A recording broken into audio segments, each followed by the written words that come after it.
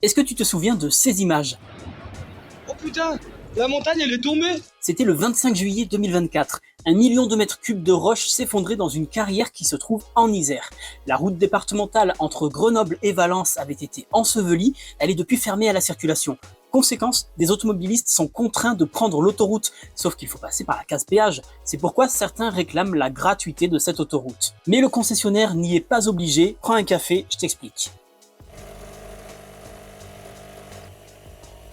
Area est la société concessionnaire de cette autoroute A49. Depuis le 2 septembre, soit quelques semaines après l'éboulement, elle applique une réduction de 50% pour les véhicules légers et les motos sur la portion entre Saint-Marcellin et Tullin. Une réduction qu'elle prend entièrement en charge. Mais les élus du secteur, des usagers et un collectif réclament depuis plusieurs mois la gratuité de cette portion. En fait, ils considèrent que Area est capable de faire ce geste en raison des recettes supplémentaires qu'elle génère grâce à l'augmentation du trafic. Alors, pourquoi Area refuse? Eh bien, il faut savoir que les sociétés privées exploitent les autoroutes dans le cadre de contrats de concession qui sont passés avec l'État. Et ce sont ces contrats qui définissent la tarification des autoroutes. Les recettes des péages permettent aux concessionnaires comme Area de financer la construction, l'entretien et l'exploitation des autoroutes. Ces sociétés ne sont donc pas obligées de réduire leurs tarifs ou d'offrir la gratuité aux usagers de la route qui sont contraints de prendre l'autoroute. Pourtant, en Maurienne, l'autoroute A43 a bien été rendue gratuite pour permettre aux voitures de rejoindre le haut de la vallée.